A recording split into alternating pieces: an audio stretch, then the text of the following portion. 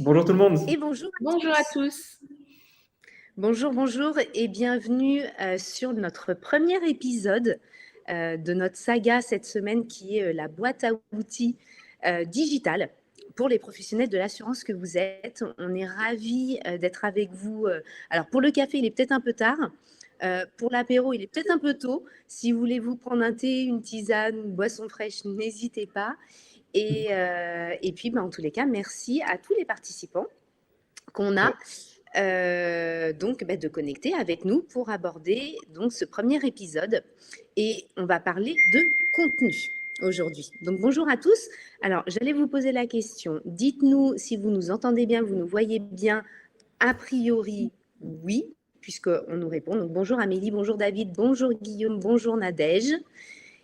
Et puis, donc épisode 1, comme je viens de vous le dire, on va parler de contenu conforme et contenu efficace pour être présent sur les réseaux sociaux et surtout faire savoir votre savoir-faire, puisque c'est la ligne directrice aussi de toute cette semaine. C'est quand on se spécialise ou quand on a en tous les cas déjà une spécialisation, une spécialité, une expertise dans l'assurance, dans le courtage ou autre, et comment le faire savoir pour attirer les prospects à soi. Et on va commencer du coup par ce premier épisode autour du contenu efficace, oui, mais conforme, parce que, vous le savez, dans votre profession, c'est hyper important. Et pour ça, on a le grand plaisir d'être 3 aujourd'hui et d'accueillir donc l'experte de la conformité sur le contenu, c'est Floriane de Peritus Formation. Donc, ce que je te propose, Floriane, tu te présentes et puis ensuite, on donnera la parole à Guillaume. Alors, c'est toujours le moment de présentation. On a toujours envie de faire une petite blague. Je me présente, je m'appelle Henri, mais ça ne le fait pas avec mon physique. Voilà. Donc, c'est pour vous dès le départ qu'on va essayer, bien évidemment, de faire un webinaire dans la bonne humeur. Malgré le fait qu'on va parler de conformité. Alors, conformité, et puis après, dans la deuxième partie, on parlera d'efficacité. Donc, ce sera plus sympa avec Guillaume, finalement, qu'avec moi. D'autant plus que la conformité, d'une manière générale, c'est quelque chose qui fait peur. C'est un gros mot. C'est quelque chose qui a plutôt tendance à être associée à une contrainte qu'à une valorisation. Et pourtant, et c'est ce que je vais essayer de vous expliquer, et pourtant c'est important parce que ça valorise aussi votre cabinet. Et puis on va se rendre compte que dans les contenus que l'on écrit, notamment sur les réseaux sociaux, mais aussi sur votre site internet, sur vos documents contractuels, il suffit de quelques petites astuces, quelques précautions à prendre pour se rendre compte que finalement, la conformité, c'est peut-être un gros mot pour certains, mais surtout et avant tout quelque chose que l'on peut facilement appréhender. Donc voilà. Et après, pour me présenter, finalement, parce que c'était l'objet et je ne l'ai pas fait. Donc pour ceux qui me connaissent, je vois quelques noms connus. Pour ceux qui me connaissent, je suis juriste de formation. Je suis donc la directrice et la créatrice de Peritus Formation, qui, comme son nom l'indique, est un organisme de formation pour le secteur bancaire et assurantiel. Et dans le cadre aussi de cet organisme, on fait aussi des actions de conformité, puisque c'est quand même à la base ma profession de base, mais on fait de la formation et de la conformité afin de vous former finalement à appréhender les enjeux et les contours de la conformité. Voilà. Merci Floriane. Guillaume, je te passe la main. Tout à fait, effectivement, merci Floriane. Alors avant de me présenter, je réalise que je me suis habillé exactement pareil que sur la photo que vous voyez à gauche. Je vous promets que j'ai d'autres pulls, déjà, premièrement. Et donc du coup, moi je suis Guillaume. J'ai le titre de responsable des partenariats chez Arthurine, partenaire marketing. Alors ce que ça veut dire concrètement, c'est que mon travail, il consiste à créer des supports de formation, de webinaires, d'ateliers et d'événements et de les animer, comme aujourd'hui, pour montrer à nos partenaires, à nos prospects et à nos clients comment faire du marketing. Est-ce que le marketing, c'est un gros mot? Est-ce qu'il faut être un expert pour avoir des résultats? La réponse, c'est que c'est non. C'est qu'on peut avoir des résultats rapides sans forcément, comme je le dis à chaque fois, mettre un billet sur la table. Et l'idée, c'est de vous donner toutes les clés, tous nos outils pour que vous puissiez avoir des résultats rapides, gratuitement, le plus gratuitement possible en tout cas. Et voilà. Et donc c'est un boulot assez sympa dans lequel je travaille avec Marie en binôme. Et Marie, je te passe la main pour que tu te présentes, si ça te va. Oui, merci Guillaume. Bon, moi, j'ai pas le même pull, du coup, j'ai changé que celui sur la photo. Et en effet, moi, j'ai le plaisir également de travailler avec Guillaume et je m'occupe de la partie partenariat stratégique. L'idée notamment là, c'est d'aller chercher des nouveaux partenaires comme Peritus Formation qui ont des expertises complémentaires à la nôtre pour concevoir ce type de webinaire, vous aider, vous, professionnels de l'assurance, à justement, on va dire, optimiser votre visibilité, vos outils, votre expertise, le faire savoir et puis évidemment optimiser aussi votre business puisque c'est la finalité de tout ça. Allez, je vous propose, on rentre rapidement dans le sujet. Je vous dis en quelques mots, très rapidement, je vous présente Arthur. Alors Arthur, nous, qui on est? On est une start-up qui proposons une solution marketing donc, qui est 100% automatisée et qui va permettre à nos clients, dont les professionnels de l'assurance, justement d'avoir une meilleure présence digitale. La présence digitale, elle est incontournable là aujourd'hui, c'est d'être sur les réseaux sociaux, c'est d'être sur Google avec le fameux Google My Business. Bref, c'est d'être visible et incontournable pour que vos prospects, quand ils cherchent un prestataire, tombent sur vous et viennent vous voir vous plutôt que vos concurrents. Et à ce sujet, ce qu'on vous propose, c'est d'avoir un audit. Donc ça, c'est notre petit cadeau pour le webinaire. C'est de bénéficier d'un audit gratuit donc, qui est offert et présenté par un de nos experts sur une trentaine de minutes et qui vous permettra du coup de savoir où est-ce que vous en êtes à aujourd'hui de votre présence digitale, qu'est-ce que vos prospects voient de vous, quels sont les points forts et puis aussi de connaître les axes d'amélioration. Il risque d'y en avoir et c'est important parce que ça vous permettra justement d'optimiser ensuite votre présence. Donc Clara vous a partagé le pop-up, n'hésitez pas, donc cliquez dessus et puis vous serez recontacté dans la semaine pour bénéficier de cet audit. Chose faite pour Arthur, je laisse la parole à Floriane. Floriane, alors, qui est Peritus ? Finalement, alors Peritus, ça veut dire expert. Pour le coup, expert de quoi? Alors, c'est un peu présomptueux. Toujours est-il qu'en fait, on fait de la formation, comme son nom l'indique. On fait de la formation pour le domaine de l'assurance, dans le cadre des formations DDA, donc 15 heures par an et par personne, et DCI pour le secteur de la banque, 7 heures par an et par personne, les deux pouvant se cumuler pour ceux qui ont la joie d'être à la fois courtier en assurance, par exemple, et puis courtier en prêt immobilier la plupart du temps.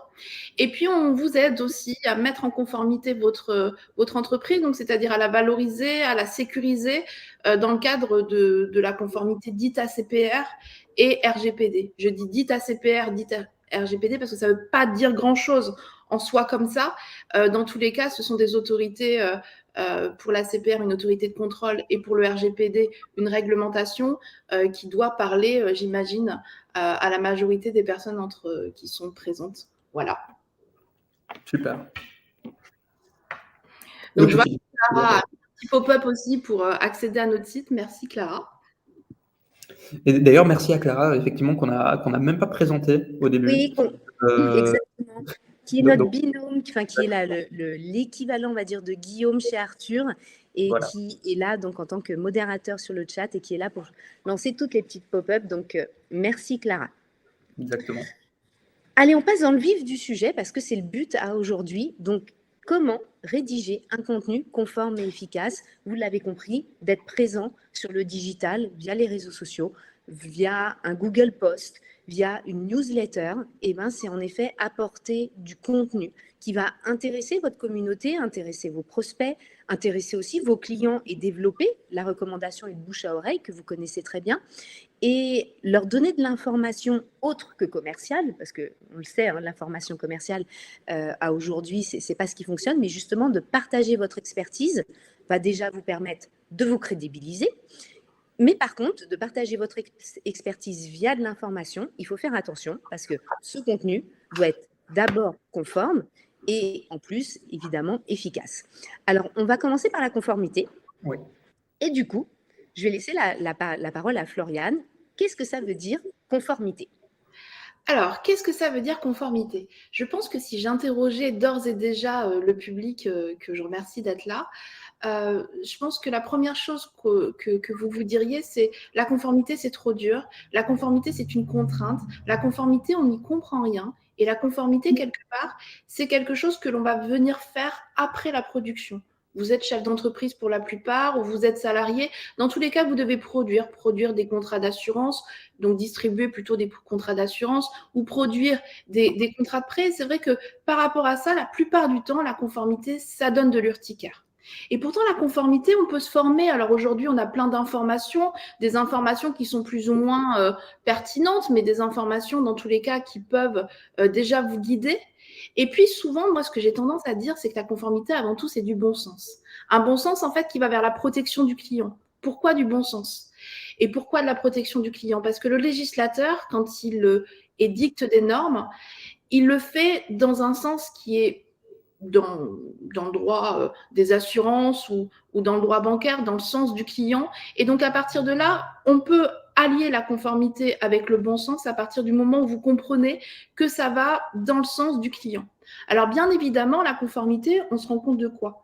On se rend compte qu'elle passe majoritairement par l'écrit, c'est-à-dire que quelque part, il va falloir prouver cette conformité. Vous n'avez pas la possibilité de dire « je suis conforme, j'ai fait ce qu'on m'a demandé », c'est-à-dire que j'ai mis en place les procédures que l'on m'a demandé ou que l'on me demande, ou alors j'ai donné les documents au client. Si vous n'avez pas de signature, vous avez peut-être du mal à prouver ces aspects de conformité.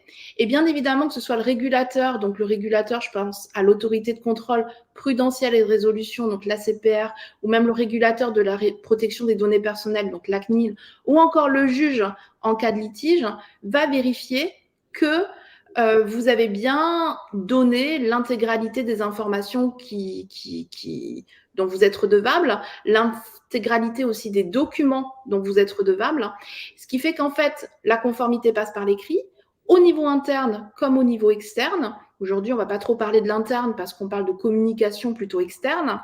Et au niveau de la communication externe, ce qu'on a tendance à oublier, c'est qu'il n'y a pas que les documents contractuels ou précontractuels. Il y a aussi tous les documents qui sont à visée informative ou publicitaire. Alors, je ne sais pas si c'est vraiment le terme que l'on utilise chez Arthur. Je pense que c'est plutôt marketing, mais moi, j'y comprends rien. Alors, pour le coup, mais bon, je pense qu'on veut dire la même chose. Pour le coup, ce que je veux dire, c'est que finalement, ces documents qui ne sont pas du tout contractuels, pas du tout précontractuels, sont aussi regardés et par la CPR et par le juge, et que ces éléments de ce fait doivent être soignés, si je peux me permettre, soignés dans leur contenu, alors c'est pourquoi nous sommes là, et soignés aussi dans leur efficacité, et ça va être la partie de Guillaume. Donc finalement, qu'est-ce que c'est qu'un contenu conforme? Alors avant tout, il y a des mentions obligatoires. Pourquoi? Parce que la distribution d'assurance, et puis je vois quelques courtiers aussi en prêt, mais bon, dans tous les cas, l'intermédiation bancaire ou la distribution d'assurance sont des activités réglementées par le Code des assurances dans un premier temps pour les assureurs, et puis réglementées aussi par le Code monétaire et financier pour les courtiers IOBSP. Et ces deux codes ont pour point commun, je dirais, d'imposer la transmission d'informations dès l'entrée en relation, même si elle n'a pas forcément pour but finalement un but commercial. Dès l'entrée en relation, vous êtes obligé de transmettre un certain nombre d'informations. Ces informations, certaines sont communes à toutes les entreprises, je pense notamment à votre élément d'identification. En même temps, en général, on oublie rarement de dire que l'on s'appelle courtier X, courtier Y. Ça fait partie des choses qui sont facilement en fait mises en avant. Mais par contre, ce qu'il ne faut pas oublier, c'est que en tant qu'intermédiaire en assurance ou intermédiaire en prêt, puisqu'il y en a ici, on doit systématiquement être accompagné de ce que moi j'appelle Tintin et Milou. Pourquoi Tintin et Milou? Parce que vous avez le numéro d'immatriculation ORIAS qui ne doit jamais être séparé de www.orias.fr. www.orias.fr étant le moyen de vérification qui est donné en fait aux personnes pour pouvoir bien vérifier que vous êtes bien inscrit à l'ORIAS et que de ce fait, vous avez bien la capacité professionnelle, l'honorabilité, la responsabilité civile professionnelle, voire la garantie financière en fait qui est associée à votre autorisation, à votre permis de travail. Donc déjà, un contenu conforme, c'est un contenu qui va comporter toutes ces mentions obligatoires, y compris de ce fait sur un simple carrousel. Un carrousel qu'on peut poster sur LinkedIn ou sur d'autres choses, ne peut pas être imaginé juste avec votre logo, juste avec votre nom. On doit systématiquement penser à bien mettre toutes ces mentions obligatoires, au moins le numéro d'immatriculation ORIAS, ainsi que www.orias.fr. Et je peux vous dire qu'en tant que juriste, quand je me promène sur LinkedIn, notamment, je suis plutôt à 50-50, 50% ceux qui ont fait et 50% ceux qui n'ont pas fait. Et ça, la CPR peut aussi se promener là-dessus. Et sachant que ce sont des obligations qui datent quand même depuis 2007 pour les IAS, et puis depuis un peu plus tard, je pense 2010, à vérifier quand même. Pour les IOBSP, si vous n'avez pas juste ce petit Tintin et Milou, ça laisse imaginer que vous avez d'autres problématiques de conformité. Et puis un contenu conforme, je change de slide, c'est aussi un contenu qui ne trompe pas. Qu'est-ce que ça veut dire un contenu qui ne trompe pas? Alors, ça veut dire beaucoup de choses, c'est-à-dire qu'encore une fois, un contenu qui ne trompe pas, je pense que ça se comprend dans le langage courant, c'est-à-dire c'est un contenu qui est clair, c'est un contenu qui va être exhaustif, c'est-à-dire qui doit être pris dans une intégralité, dans une unité qui est finalement précise et qui est avant tout juste. Pourquoi juste? Parce qu'on se rend compte parfois que si on change un mot, un temps, que si on oublie un mot, que si, comme on va le voir juste après, eh bien en fait, d'un contenu finalement qui était à la base bien construit, avec un joli niveau de langue, avec même parfois des petites photos, des petites images, mais on se rend compte que finalement ce contenu devient imprécis, ce contenu devient injuste et ce contenu devient critiquable. Critiquable alors par moi, mais moi à la limite vous vous en foutez un petit peu, mais critiquable aussi parce que le code de la consommation vous explique qu'une pratique commerciale peut être trompeuse et une pratique commerciale peut être trompeuse quand elle repose, je cite, sur des allégations, sur des indications, sur des présentations fausses ou de nature à induire en erreur. Et bien évidemment, ce contenu trompeux est sanctionné, est sanctionnable et peut en plus de ça être... Alors là, il peut être sanctionnable administrativement, notamment par la DGCCRF, mais il peut aussi, entre guillemets, inciter le juge à vous condamner dans le cadre d'une mise en cause de votre responsabilité civile. Parce que même si ce ne sont pas des documents contractuels, dans le cadre de vos publicités, dans le cadre de vos publications, vous auriez omis ou dissimulé un certain nombre de choses qui pourraient laisser croire à une personne standard que telle garantie est toujours garantie ou je ne sais pas. Donc, faites très attention. Le contenu doit être conforme avec un certain nombre d'informations légales que j'ai citées tout à l'heure. Et puis, le contenu ne doit pas tromper. C'est important. Alors, dans un webinaire, c'est assez particulier parce qu'on voit qu'il y a 26 personnes qui sont connectées. Et puis, c'est particulier, pourquoi? Parce que finalement, il n'y a que... on se voit juste Guillaume et Marie, on ne vous voit pas, on ne vous entend pas. Et moi, ce que j'avais envie de faire, c'était vous faire travailler, parce que vous voyez, là, j'ai déjà soif et que je n'ai pas pensé à prendre de l'eau à côté de moi. Vous faire travailler comment? Vous faire travailler parce que je vous ai préparé des petites phrases. Ces petites phrases, elles sont toutes simples. Et puis, ces petites phrases, c'est un petit condensé de phrases que l'on pourrait retrouver un petit peu partout. Et ce que je vous propose, c'est que vous avez le petit onglet chat à droite. Oui, c'est ça, c'est bien à droite. Et donc, vous avez le petit onglet chat. Et moi, je vous propose de me dire ce que vous pensez de cette phrase. Surtout, votre assureur présent dans toute la France. Est-ce que vous pensez que cette phrase, elle représente une réalité ou est-ce qu'elle représente une réalité qui ne serait finalement pas totalement réelle? Je vais vous laisser répondre. C'est trop vague, nous dit Nadège. Précis, effectivement. C'est pas assez précis, oui. C'est vrai. Alors, est-ce que finalement, c'est ça qu'on va reprocher au fait que ce soit trop vague et pas assez précis? Alors, présent dans toute la France, est-ce que pour vous, ça vous pose un problème? C'est vrai que là-dessus, on pourrait imaginer que surtout est précis dans le centre du monde, c'est-à-dire Bordeaux. De manière très partiale. Il faut prêcher pour sa paroisse, effectivement. Comment? Il faut prêcher pour sa paroisse, effectivement, avec Bordeaux. En même temps, on est connu mondialement. Je pense que Nadège est en train de sourire. Alors, pour le coup, qu'est-ce qui me dérange, moi? Qu'est-ce qui me dérange? C'est pas le fait que ce soit présent dans toute la France. Toute la France, en effet, on pourrait dire... préciser la métropole ou alors les DROM. Bref, on pourrait préciser plein de choses. Moi, ce qui me dérange, c'est que, surtout, sauf erreur de ma part, ne fait pas partie des compagnies d'assurance ou des organismes d'assurance qui sont agréés par la CPR.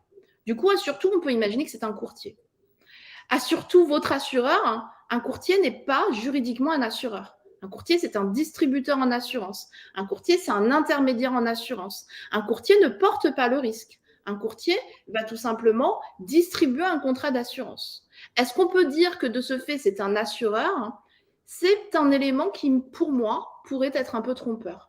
Pamela dit, il manque le numéro ORIAS. Oui, il manque ce fameux Tintin et Milou. Il manque en effet le numéro ORIAS. Il va manquer www.orias.fr. Il va manquer plein d'éléments comme ça. Mais dans tous les cas, moi, ce sur quoi je voulais axer là-dessus, c'était le terme assureur. Un assureur, c'est quelqu'un qui porte le risque, c'est-à-dire c'est celui qui va encaisser les primes et qui va, pour le paiement des prestations, donc il va garantir le risque. Ce qui n'est pas le cas d'Assur'Tout, sauf si Assur'Tout vient d'être agréé par la CPR et que je ne l'ai pas vu. Mais je ne pense pas. Très intéressant. Autre petite question. Alors, sauf que je suis nulle à... Ça y est. Assur'Tout emploie plusieurs courtiers en assurance indépendants. Outre la petite faute d'orthographe, en assurance, je pense qu'on aurait pu enlever le S. Qu'en pensez-vous ?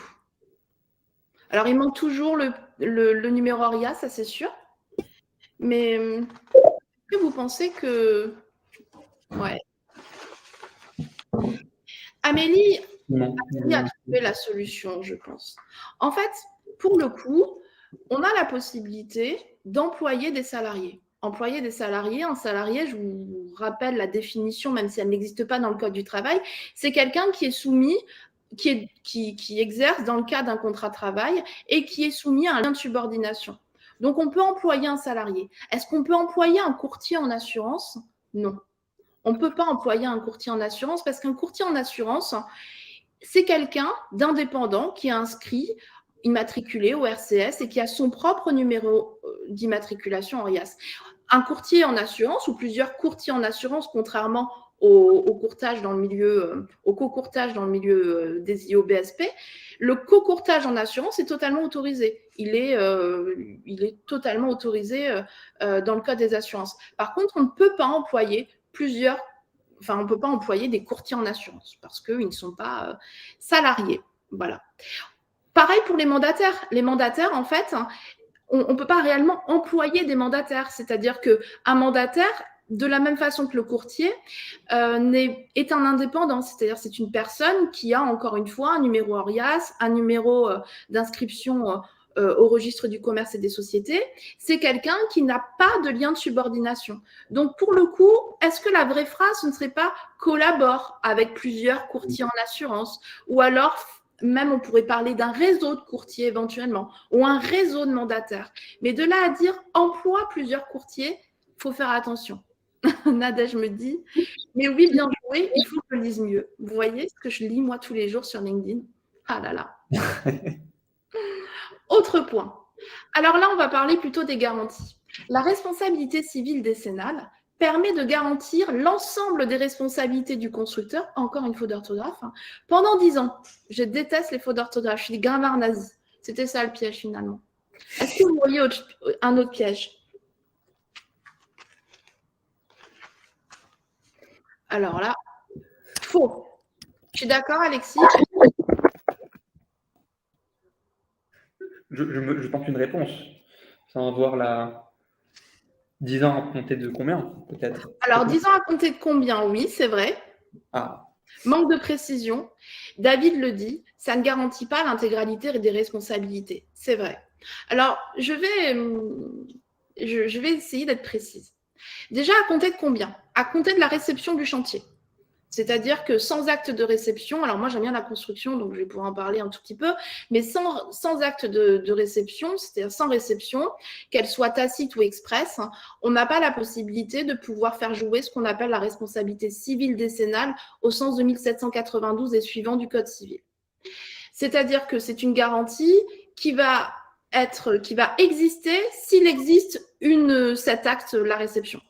Après, le législateur n'a pas autorisé une durée de responsabilité de 10 ans pour tous les dommages. Ce n'est pas possible.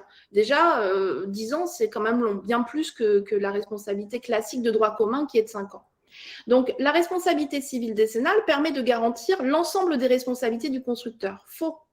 La responsabilité civile décennale permet de garantir les responsabilités du constructeur de nature décennale, c'est-à-dire celles qui peuvent rendre l'ouvrage impropre à sa destination ou qui affectent la solidité de l'immeuble. Ce qui signifie quoi? Ce qui signifie que quand vous dites l'ensemble des responsabilités du constructeur, c'est faux, parce que dans les responsabilités du constructeur, elles sont de 5 natures. Vous avez la responsabilité contractuelle, la responsabilité dite extra-contractuelle ou délictuelle ou quasi-délictuelle, qu'on appelle souvent responsabilité plutôt exploitation. Vous avez la responsabilité aussi anale, qui est la garantie de parfait achèvement, la responsabilité biennale qui concerne les éléments d'équipement, et puis la décennale. Donc, cette phrase-là, elle a une fausseté intrinsèque, je dirais, en fait. Et elle peut induire en erreur. On pourrait imaginer dire que le contrat responsabilité civile décennale, entre guillemets, de telle compagnie permet de garantir un certain nombre de responsabilités du constructeur. Parce que finalement, quand on parle de contrat responsabilité civile décennale, il y a la garantie décennale, évidemment, comme son nom l'indique. Par contre, on se rend compte que dans la majorité des contrats, il y a aussi la RC Pro, la RC Exploitation, voire même la garantie de bon fonctionnement, qui est donc la responsabilité biennale. Voilà pour cette partie-là. Si vous avez des questions, vous n'hésitez pas. Je vais peut-être un petit peu trop vite. Mais on a une question, je te coupe, Floriane, qui nous demandait tout à l'heure plutôt sur le numéro Orias et le fameux 3W.Orias, Tintin et Milou. Est-ce que ça veut dire qu'il faut que sur chaque post Facebook, Instagram, LinkedIn ou même Google, il faut que ce numéro Orias et ce 3W apparaissent? Oui, totalement. Pourquoi?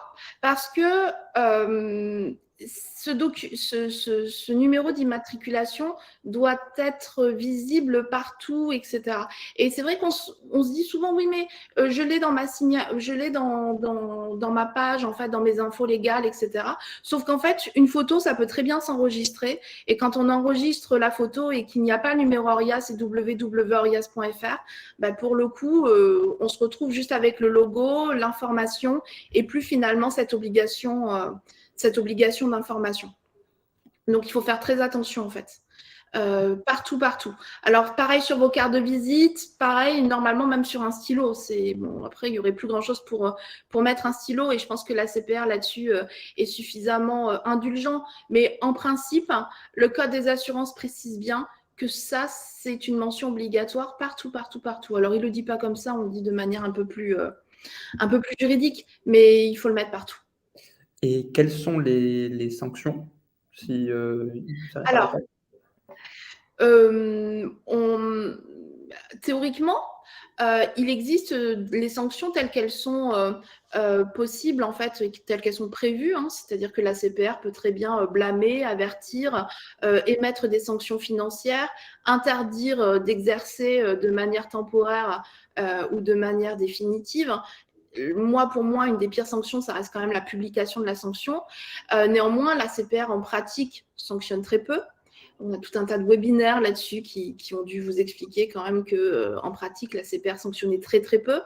Et puis, elle ne sanctionne heureusement pas que pour ça. C'est-à-dire que quand elle sanctionne, elle va sanctionner parce qu'il y a souvent des devoirs de conseil qui sont pas forcément bien réalisés, des obligations d'information sur le contrat, notamment dans le cadre de la vente à distance et du démarchage téléphonique qui n'ont pas été bien réalisés. Si vous n'avez pas sur vos publications LinkedIn www.orias.fr, numéro, machin, la CPR va pas se dire, voilà. Par contre, ce que la CPR peut faire, même si c'est pas vraiment officiel, c'est que à force d'être visible sur Internet, c'est super d'être visible sur Internet, mais si ça manque, ils peuvent se dire, en fait, si ça manque, ça cache, c'est peut-être l'arbre qui cache la forêt, c'est ce qu'on dit, je crois. C'est-à-dire qu'en fait, pour le coup, ça, c'est vraiment un élément essentiel, facile à faire. Si vous ne le mettez pas, ça signifie que quelque part, vous ne connaissez pas bien la réglementation. Et si vous ne connaissez pas ce point de réglementation, ça peut les engager à faire un contrôle ACPR s'ils sont dans votre région, par exemple. Ça, c'est ce qu'on sait. Ok. Suite aux différentes questions là, qui sont posées dans le chat, je me permets de rajouter un petit point de précision. Nous, en effet, sur les publications qui sont faites par Arthur, puisqu'en effet, on doit avoir parmi les participants quelques clients. Nous, il avait été vu donc, par l'équipe contenu qui est en charge donc, du contenu assurance chez nous, puisqu'on adresse différentes verticales métiers. En effet, les obligations ne sont pas les mêmes qu'on travaille pour un agent immobilier, un professionnel de l'assurance ou de l'auto. Et il avait été validé, donc les mentions obligatoires, quand elles étaient, par exemple, sur la page Facebook, sur le compte LinkedIn, sur le blog et sur la newsletter, étaient suffisantes. Et tu l'as dit, Floriane, parce que on tolère en effet qu'à partir du moment où ces mentions-là figurent sur quelque chose de fixe, on ne soit pas dans l'obligation de les remettre à chaque publication. Et c'est là où il y a cette tolérance, en effet, par l'organisme qui va surveiller ça, par la CPR. Puis après, on ne le met pas à chaque partage non plus, mais sur les... Voilà. Je vous en prie, Nadège. Allez, je relaisse la main du coup, parce qu'on a encore quelques petits exemples à voir, Floriane. On en a deux autres, et je me rends compte que ça se trouve, je suis beaucoup trop lente, je m'excuse. Non, mais c'est hyper intéressant. Même moi, je suis pris au jeu alors que je suis loin d'être un expert sur le sujet. Alors, faites 10 000 € d'économie sur votre assurance emprunteur. Alors ça, c'est vraiment quelque chose qu'on voit souvent, et puis en ce moment, avec la loi Lemoine, je pense qu'on risque de le voir encore plus. Qu'en pensez-vous, messieurs, dames? Je vous laisse quelques petites secondes. Dure celle-là. Il manque le numéro de téléphone. C'est vrai, comment contacter en fait un courtier aussi honnête que ça? Alors, là-dessus, on peut pas l'assurer tant que les démarches n'ont pas été faites, c'est vrai. Publicité mensuelle. Moi, je suis assez d'accord avec la réponse de David. J'aurais dit la même chose. Je me permets, je joue. Je connais pas la réponse. Je suis d'accord avec toi, Marie. Alors, là, c'est un engagement quand même, faites 10 000 €. Alors, il n'y a plus de questionnaire, attention, Pamela, parce qu'il n'y a plus de questionnaire dans une certaine mesure. C'est-à-dire qu'il faut quand même répondre aux conditions de la loi Lemoine, quant au montant, quant à l'âge de fin de l'emprunt. Et en fait, la problématique de cette phrase-là, c'est que normalement, il faut un exemple. C'est-à-dire qu'en fait, on peut dire éventuellement faites jusqu'à 10 000 €, ok. Mais sinon, dans l'idée, il faut un exemple. C'est-à-dire que si on peut dire monsieur et machin, monsieur et madame machin, on fait 10 000 € d'économie pour un emprunt sur une durée 2, et monsieur et machin, ils avaient 40 ans et 42 ans. C'est-à-dire, il faut circonstancier l'exemple. Le cas échéant, on ne peut même pas parler d'une moyenne, Jérôme. Je pense que c'est très compliqué. Personne n'a réellement cette moyenne-là. Ou alors, faites 10 000 € d'économie en moyenne, ça peut induire en erreur aussi. On nous explique en fait, quand on parle de montant d'économie comme ça, il faut essayer d'être circonstancié. Il faut circonstancier au maximum le montant de l'économie parce que le cas échéant, on peut encore une fois induire en erreur. Donc, faites bien attention à ça. Parce que c'est bien évidemment en fonction de l'âge du client, du montant emprunté. Et puis, on le sait aussi, jusqu'à encore actuellement, puisque ça rentrera en vigueur que le 1er juin, jusqu'au 1er juin, on a encore des questionnaires médicaux. Et puis, les questionnaires médicaux, dans tous les cas, vont quand même perdurer quand l'emprunt va au-delà de 200 000 € ou qu'on dépasse les 60 ans à l'âge de fin. Donc, faites attention à ces petites phrases. C'est une toute petite phrase qu'on peut facilement retrouver sur un petit carrousel et qui peuvent induire en erreur. Et là, pour le coup, qui pourrait engager votre responsabilité civile professionnelle. Donc, faites bien attention. Dernier exemple, et après, je vous laisse. Augmentez votre épargne grâce à notre contrat d'assurance vie multi-support. Alors là, je précise que c'est le genre de phrase qu'on retrouve de moins en moins. Pourquoi de moins en moins? Parce qu'on sait quand même que la CPR veille à ce genre de phrase. Merci Nadège. La CPR veille à ce genre de phrase. Pourquoi? Parce qu'aujourd'hui, on ne peut pas être certain que dans le cadre d'une assurance vie multi-support qui repose donc sur des unités de compte, qui, nous le savons, dépendent des marchés financiers. le fait de faire reposer un contrat d'assurance vie sur du fonds euro garantit un capital. Le fait de faire reposer une assurance vie sur des contrats multi-supports, donc sur des unités de compte, ne peut jamais garantir un capital et ne peut encore moins garantir une augmentation de l'épargne. Donc en fait, ce qui manque, on ne peut pas dire augmenter peut-être votre épargne parce que là, commercialement, et je pense que Guillaume va nous dire, c'est pas très efficace et il aura très certainement raison. Ce qui va manquer en fait, c'est la notion de risque. C'est-à-dire qu'il va falloir un petit astérix, mais pas trop petit non plus, qui explique qu'il y a quand même un risque de perte en capital. Et cette notion de risque de perte en capital, qui est finalement une phrase qui pourrait paraître assez anti-commerciale comme ça, est aussi une preuve d'une réalité et aussi une preuve, je dirais, de votre expertise, parce que vous ne pouvez jamais promettre en fait une augmentation d'épargne constante et même durable en fait dans le cadre d'un contrat d'assurance vie multi-support. Aussi bien soit les marchés au moment où vous rentrez ou au moment où vous faites des arbitrages. Voilà pour moi. Je ne sais pas si vous avez des questions ou plus de questions. Eh bien, en tout cas, c'était hyper intéressant, Floriane. Oui. Et c'est là où on se rend compte qu'en effet, de prendre la parole, que ce soit sur les réseaux sociaux ou via n'importe quel support, même un stylo. Alors, ça va qu'on n'en dit pas trop sur un stylo, mais en tous les cas, on en dit un peu plus via une newsletter, etc. Eh bien, ce n'est pas donné à tout le monde. Et alors, je me permets encore de nouveau une petite parenthèse. Il faut savoir que nous, pour les newsletters que l'on écrit donc pour nos clients et qu'on va envoyer en leur nom à leurs prospects, ces newsletters sont écrites par des journalistes qui sont spécialisés sur l'assurance et donc qui ont cette formation et ces informations d'obligation des mentions donc obligatoires et de la conformité, ce qui nous permet en effet d'avoir, en tous les cas, d'assurer la bonne prestation en toute conformité pour l'ensemble de nos clients. On passe du coup à la partie, ce que je vous propose de passer à la partie, du contenu efficace. Et là, j'ai passé peut-être un peu trop vite sur la slide. Un peu vite, tu peux retourner en arrière. Pardon Guillaume. Allez, oui, pardon. Du coup, si on pose la question, qu'est-ce que c'est un contenu efficace? Vous aurez déjà les réponses puisque vous les avez vues, mais du coup, je laisse Guillaume les expliquer. Tout à fait. Donc, merci encore Floriane pour ta présentation sur la partie conforme, qui était hyper claire, je trouve. Maintenant, on va parler plutôt marketing. Donc, vous donnez toutes nos méthodes pour que ce contenu qui est conforme se transforme en chiffre d'affaires, en nouveaux clients, en recommandations, tout ce qu'on peut attendre en termes de business de la part de contenu. Alors, vous l'avez vu, déjà, il faudrait qu'on définisse qu'est-ce que c'est qu'un contenu efficace. Globalement, on aime bien définir un contenu efficace comme un contenu qui remplit deux objectifs. Déjà, c'est un contenu engageant.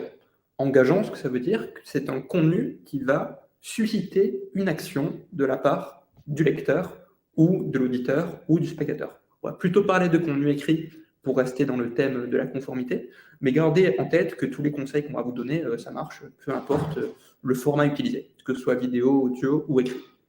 Donc, un contenu engageant, c'est un contenu qui va par exemple susciter un commentaire, ou un clic sur un lien, ou une recommandation.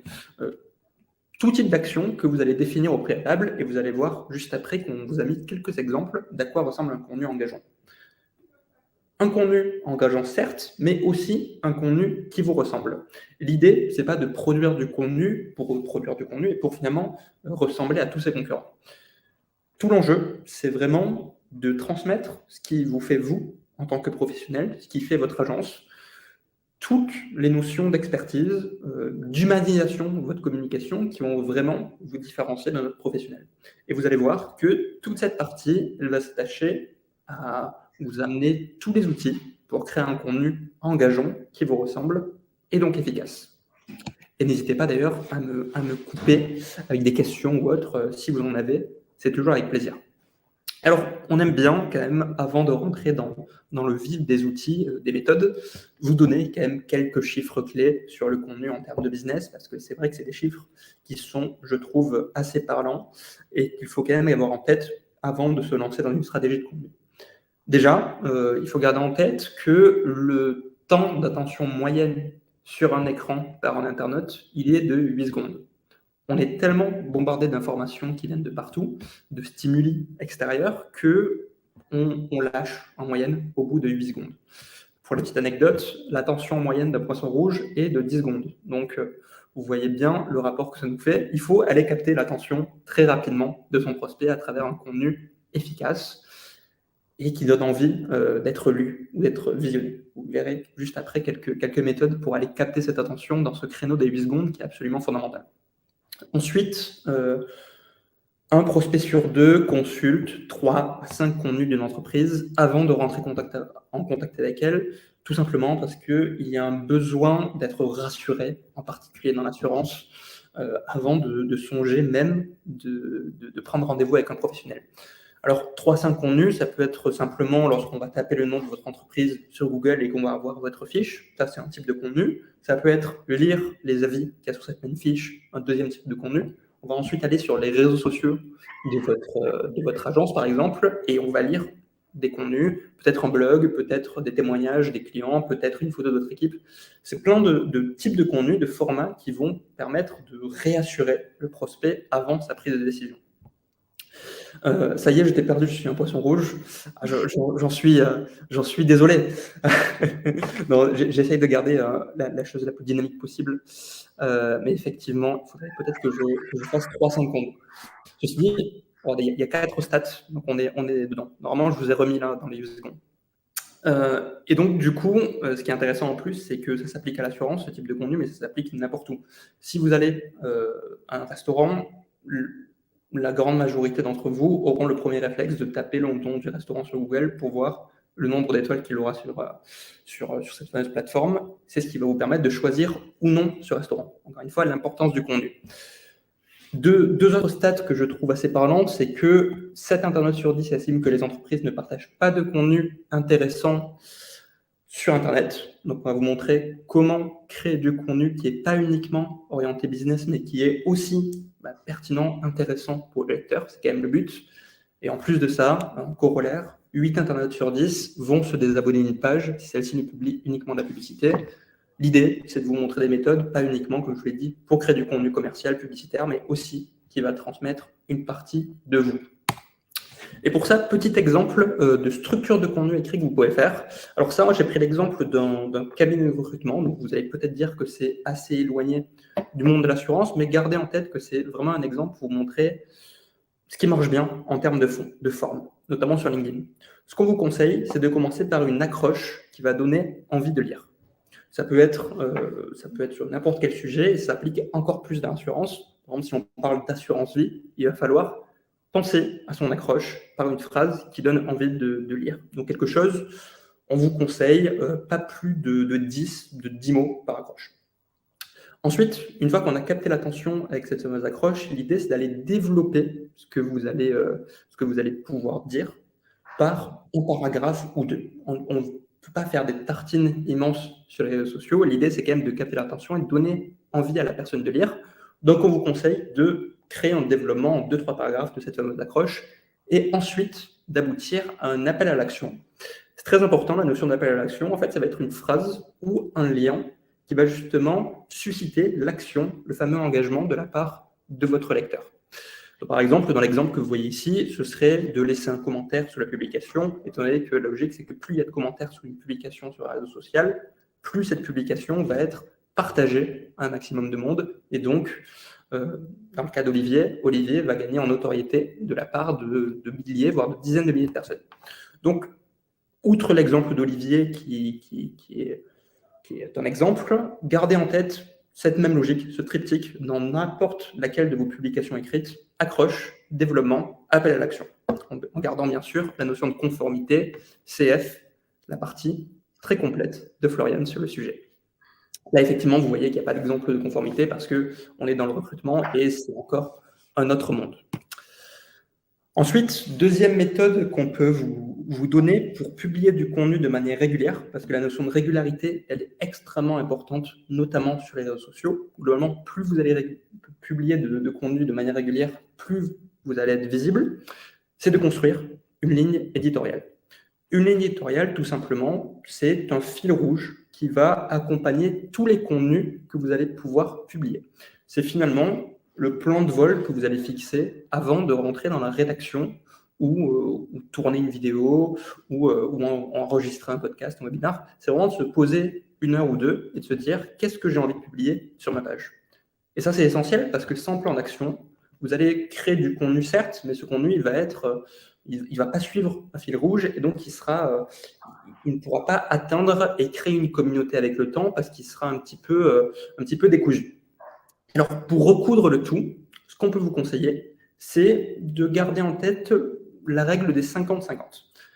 Dites-vous que l'idée, en tant que professionnel de l'assurance, c'est de publier un contenu sur 2 de type expertise, c'est-à-dire que vous allez pouvoir publier du contenu vraiment sur ce qui vous fait, vous, en tant qu'expert, et ce qui vous positionne comme légitime dans votre milieu. Donc, ça peut être de publier des informations sur votre secteur d'activité, republier des articles de votre secteur, mettre en avant les nouveaux services, par exemple les nouveaux produits d'assurance que vous publiez, que vous partagez et que vous commercialisez. Ça peut être partager là un volet plus commercial, plus promotionnel. Un contenu sur 2. Et l'autre contenu, là vous allez peut-être pouvoir vous amuser un petit peu plus, ça va être du contenu humanisé. Donc c'est-à-dire mettre un visage sur votre agence, sur votre rôle de professionnel. Et c'est ce qui va permettre en plus de donner plus de poids à ce contenu expert. Donc, humaniser sa communication dans l'assurance est absolument nécessaire parce que finalement, on a envie de faire appel à un professionnel qui inspire la confiance, qui inspire la légitimité.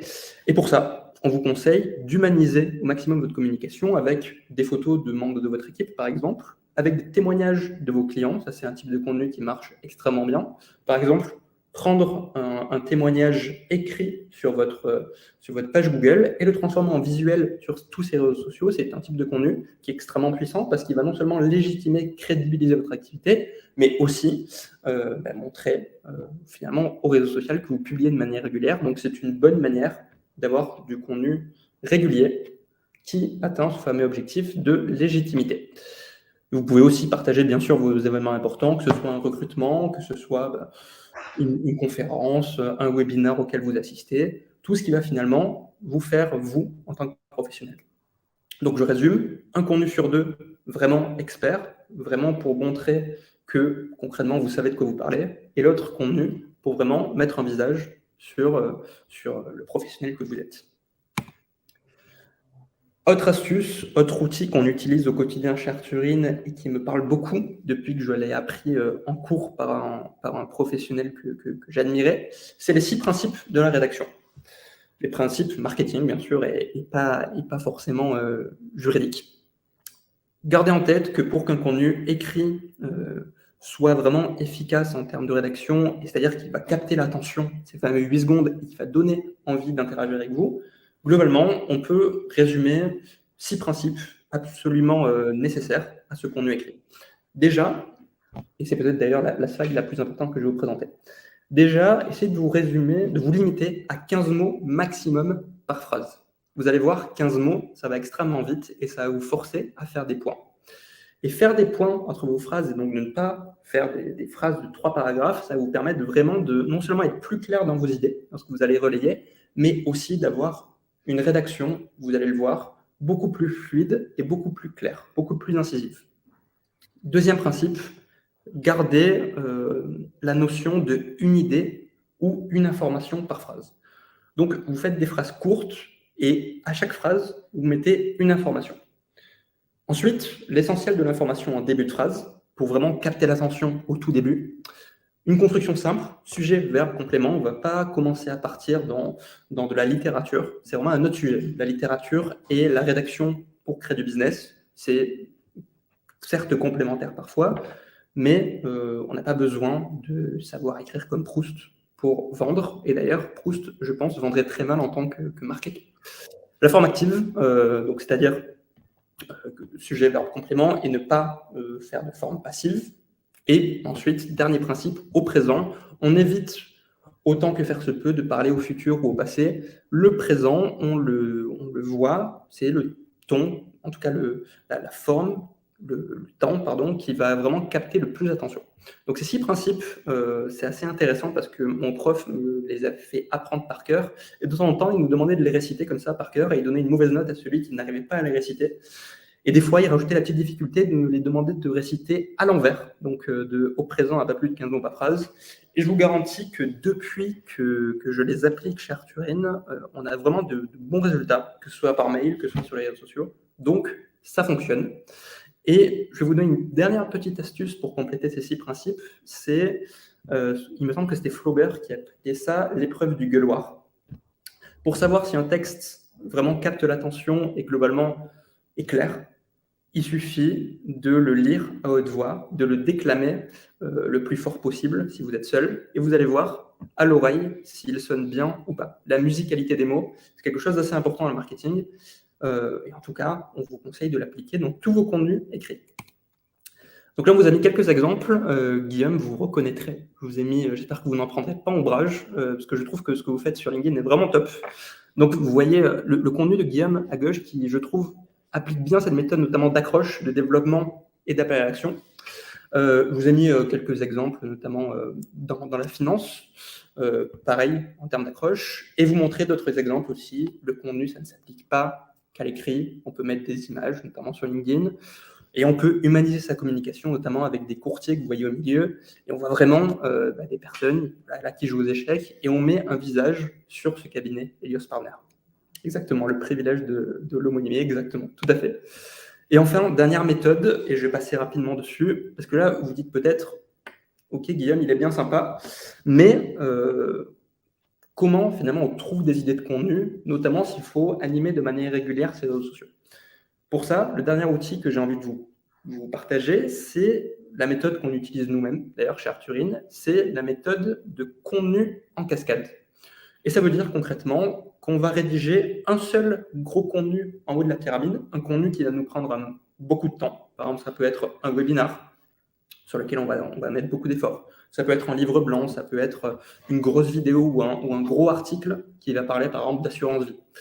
Une fois qu'on a ce gros contenu où on a passé quelques heures dessus, on va le décliner en sous-contenu. Par exemple, ce grand webinar, on va pouvoir en faire un article de blog. Cet article de blog, on va pouvoir en faire 3 ou 4 publications sur les réseaux sociaux. Ces publications sur les réseaux sociaux, on va pouvoir les partager sur d'autres réseaux. Donc, vous voyez, la déclinaison, la cascade de contenu qui va nous permettre de un seul grand contenu tout en haut de la pyramide, de le décliner peut-être en 10, 15 contenus plus simples et plus digestes aussi à consommer. Là, quelques exemples. On avait pris justement l'exemple de ce gros webinaire sur les biais psychologiques. Comment on utilise la psychologie pour faire du business. Donc, c'est quelque chose d'assez lourd, où on a dû vraiment faire de la veille pour travailler ce contenu. Mais il ne s'est pas perdu. On n'a pas créé un contenu utilisable une fois. C'est-à-dire que de ce grand webinaire, on l'a partagé, on l'a découpé en plusieurs petites parties qu'on a partagées sur nos réseaux sociaux avec des formats Kesako. Qu'est-ce que c'est que cette notion? Qu'est-ce que ça vous apporte? Et ensuite, on en a créé des backstage à republier. Donc finalement, on en a eu peut-être pour un mois et demi de contenu sur un seul webinaire. Donc là, c'est l'exemple encore une fois dans le webinaire, mais gardez juste simplement en tête que le contenu est recyclable et qu'il suffit entre guillemets, de créer un gros contenu à la base pour le décliner en sous-parties que vous allez pouvoir partager tout au long de l'année. Et c'en est tout finalement pour cette partie sur l'efficacité. J'espère que j'ai été clair déjà. Je n'ai pas évoqué des notions trop rapidement. Si vous avez des questions, il nous reste une petite dizaine de minutes pour y répondre, que ce soit pour moi ou pour Floriane d'ailleurs. Et j'ai envie de dire, est-ce qu'on ne referait pas un tour sur ce que c'est Arthurine, Marie, pour les plus courageux qui sont restés avec nous? Eh bien, complètement. On a quasiment la grande majorité de ceux qui s'étaient inscrits et qui étaient présents au début de ce webinaire. Donc, c'est un plaisir de vous avoir avec nous jusqu'à la fin. Alors, en effet, Arthurine, très rapidement, l'idée, c'est qu'on vous décharge de toute cette partie présence digitale et production de contenu, puisqu'on le fait pour l'ensemble de nos clients, notamment donc pour les professionnels de l'assurance. On le fait en toute conformité, je tiens à rassurer ceux qui se posaient la question. Et en effet, on va le faire également sur les différents canaux digitaux qui sont intéressants et qui permettent d'optimiser votre présence à aujourd'hui. Donc, ça va être les réseaux sociaux, ça va être la newsletter, ça va être le Google My Business via les Google Posts. Et puis, on ne va pas s'occuper que de cette stratégie de contenu, mais également de tous les autres axes d'une bonne présence digitale, c'est-à-dire la gestion des avis clients, la personnalisation, pour ceux qui veulent aller encore plus loin, même la publicité. Voilà tout ce qui est capable de faire Arthurine, et tout ça pour moins de 200 € par mois, puisque c'est vraiment le credo de cette solution qui se veut et clé en main grâce à la technologie, et également accompagné, puisque vous avez un coach qui est là pour vous aider à l'utilisation de cette plateforme et à l'atteinte des résultats qu'on se fixe dès le début. Voilà tout ce qu'on peut dire sur Arthurine. Et du coup, Clara vous a remis le lien de l'audit. Je vous le rappelle, cet audit est gratuit et vous permet du coup d'avoir un état des lieux de votre présence digitale à aujourd'hui, et puis voir ce que vous pourriez du coup améliorer. Totalement. Et on a une autre question. Clara y a déjà répondu. Peut-on utiliser sa page privée Facebook pour communiquer à des fins professionnelles via du contenu? Très, très bonne question, Didier. Et en effet, Clara y répond. Donc, j'apporte quelques précisions. Mais en effet, il faut bien distinguer les deux. Si vous faites le parallèle avec on va dire la vie physique, vous avez votre maison, ça c'est votre vie privée, et puis vous avez votre agence ou au minima un bureau qui va être là votre vie professionnelle. Et en effet, quand vous avez un rendez-vous professionnel, vous invitez pas vos clients dans votre cuisine, mais bien dans votre agence ou dans votre bureau. Donc, pour les réseaux sociaux, c'est la même chose. On distingue bien les deux. Et ça permet en effet de partager sur votre profil privé vos photos de vacances ou d'autres choses que vous voudriez partager avec vos amis ou votre famille. Mais par contre, et là, on a moins besoin de conformité, n'est-ce pas, Floriane, sur une page privée? Oui, totalement. Mais j'allais rajouter en fait que justement, ne pas oublier sur la page entreprise, de rajouter, alors je ne sais plus vraiment où c'est sur Facebook, mais vous avez un faux complémentaire ou quelque chose comme ça, et c'est là où vous pouvez marquer les mentions légales avec un renvoi possible vers votre site internet si lui-même comporte les bonnes mentions légales. Ça, c'est important. Oui, tout à fait. Sur, en effet, la page professionnelle, donc la page Facebook, le compte LinkedIn ou même sur Instagram, donc sa page professionnelle, on doit retrouver toutes les mentions évidemment obligatoires et conformes. Par contre, on est d'accord que le profil privé, qui doit du coup n'être utilisé qu'à des fins privées et non pas donc une communication professionnelle. Pour le coup, on peut refaire des repartages, mais si au final c'est des repartages de la page, il n'y a pas de souci. Oui, mais il n'y a pas forcément, en tous les cas, en termes d'efficacité, il n'y a pas d'intérêt. Et comme Clara le précise aussi, si Facebook voit que vous utilisez votre profil personnel et non pas donc la page professionnelle, donc si vous utilisez votre profil personnel à des fins professionnelles, en effet, le compte peut être suspendu. Donc, il y a aussi un risque de ce côté-là. Si vous avez d'autres questions, n'hésitez pas. Il nous reste un petit peu de temps. Il nous reste 2 minutes, histoire de ne pas vous en prendre plus que ça. Et on espère en tous les cas qu'on vous a apporté plein d'informations, aussi bien sur le côté conformité que le côté efficacité du contenu, que vous avez déjà plein d'idées des prochaines publications ou posts que vous allez faire, par exemple, sur les réseaux sociaux ou via vos newsletters. On regardera ça, du coup, de notre côté, voir si c'est bien conforme. Donc ça, c'est Floriane qui va se faire le contrôleur, et si c'est efficace également. Et surtout, si on a le deuxième volet, en effet, du sprint digital de l'ASSU, demain 18h30. Et là, on parlera plutôt de spécialisation et d'achat et de revente de portefeuille. Parce qu'en effet, aujourd'hui, on a la possibilité, c'est pas aujourd'hui, ça existait déjà avant, mais en tous les cas, il y a des outils qui permettent d'acheter ou de revendre des parties de son portefeuille. Et c'est un sujet qu'on va pouvoir aborder demain avec Assurdil. Donc, on vous attend également demain à 18h30 cette fois, pour ceux que ça intéresse. C'est ça, exactement. En tous les cas, merci beaucoup, Floriane, de ta venue, de ta présence et de tous tes bons conseils. Au plaisir de se revoir, et puis une bonne soirée à tous. Bonne soirée. Ouais, merci beaucoup. Au revoir. Au revoir. Au revoir.